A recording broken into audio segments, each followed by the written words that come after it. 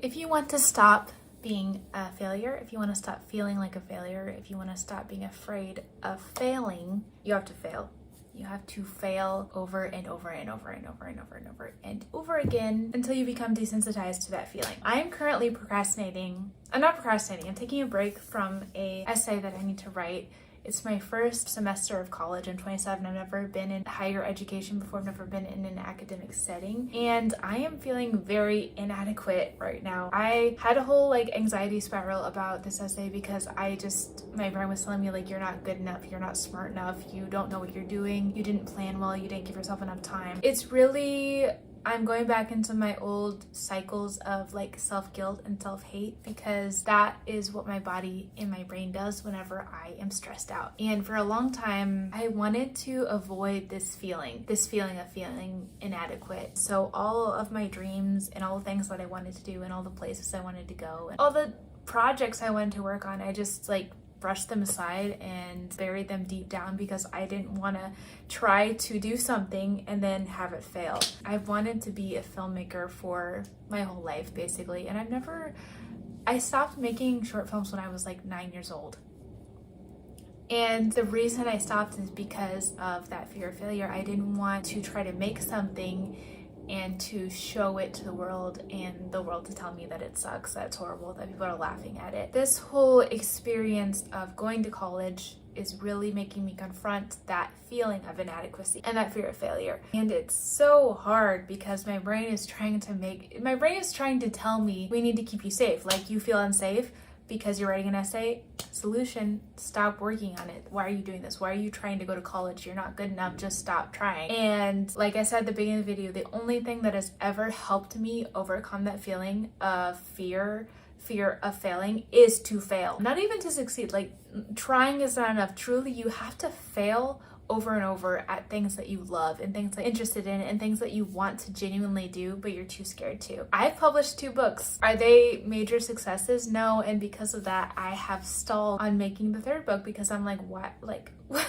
What is the point of this if no one is gonna read it? When I get into that way of thinking, I start to forget the process of making those books, why it made me so happy, what I learned about myself while I was writing and while I was illustrating, and that the process itself made me understand myself better and made me like myself more. Now I just look back and I'm oh, it only sold 30 copies. I'm so focused on the end product. That's a huge reason that people are afraid of failure is you have this vision of what something needs to look like, and if it doesn't look like that, then it sucks, then it's wrong, then you wasted your time.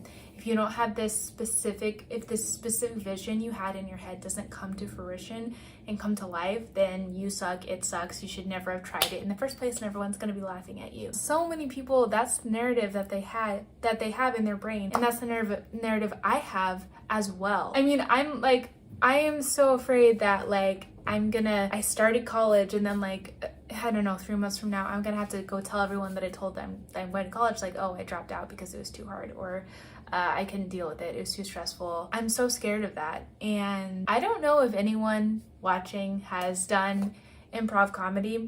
I know this is a weird, it's related, just trust me. Improv comedy, basically you make up funny bits on the spot and everything is improvised and you don't know what's gonna happen next. And doing that made me realize that I did 15 of the most embarrassing things I've ever done in my life in one practice session of improv. And it just desensitized me to feeling embarrassed in that type of way. And I realized oh, I can just kind of try whatever and try things, and I don't feel scared to embarrass myself because I've already embarrassed myself a million times with these people, and they were fine with it and I was fine with it. And it allowed me to kind of unlock that part of my brain where I'm I actually love this, and it's cringe, but I love it and it's great, and I'm not afraid of that failure aspect or that failing narrative to kind of creep in and take hold of my brain. A huge part of being afraid of failure is avoidance. So you're afraid of something, so you avoid it. And you know what causes fear to grow?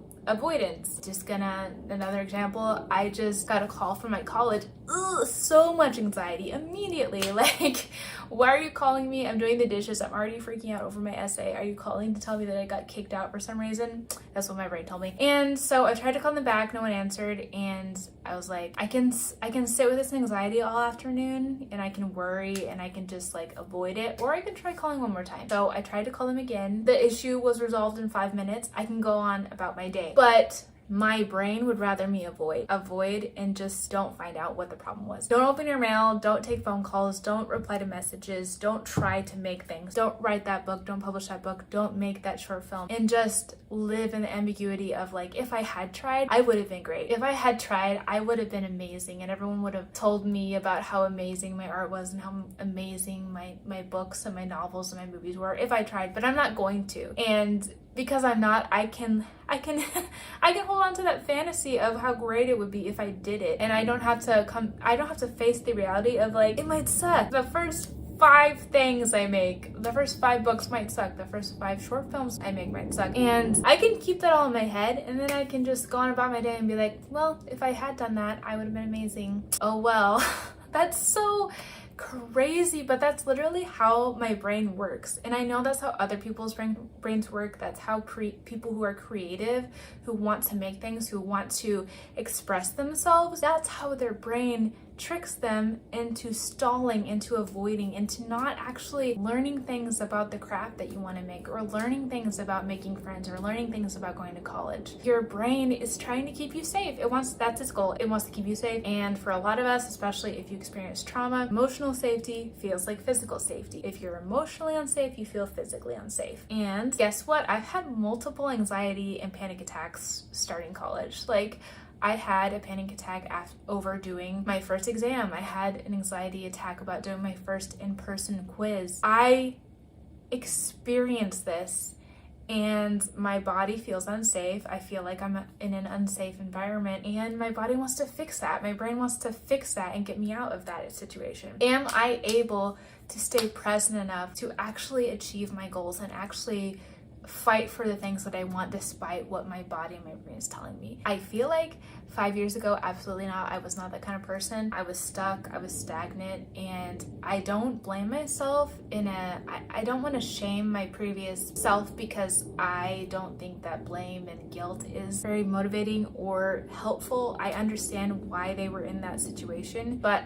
I have a lot of confidence and joy realizing that I am no longer that kind of person. Like, I am the person who did start college. I'm the person who is working on my book. I am the person that is making friends and trying to live beyond this tiny bubble that I've like perfectly curated for myself. That is no longer enough for me. That is no longer enough for my life. Like, I only have one life, and I want it to be so much more than what it used to be. There was a whole year I didn't speak to anyone for 3 months. I never saw anyone in person. I had a remote job. I worked at home. All my groceries were delivered to me. I was basically in a self-imposed prison. My hope is that I never experience that again, and I'm trying my best. I'm working towards that and expanding my life as much as I can. So if you're afraid to fail, if you feel like a failure, fail more, and then fail more, and then fail again, and then fail some more, and then fail a couple more times, and then do it again, and then see where you're at. Right now, I'm at college. I'm almost done publishing my 3rd book, and I'm making a YouTube video, which is pretty cool because I have a hard time doing that when I feel avoidant. So I hope this video helps someone. I feel like I'm like very hyper today. So I don't know. I hope the energy comes through in a positive way. But I will see you next Friday. Thank you so much for watching. Bye.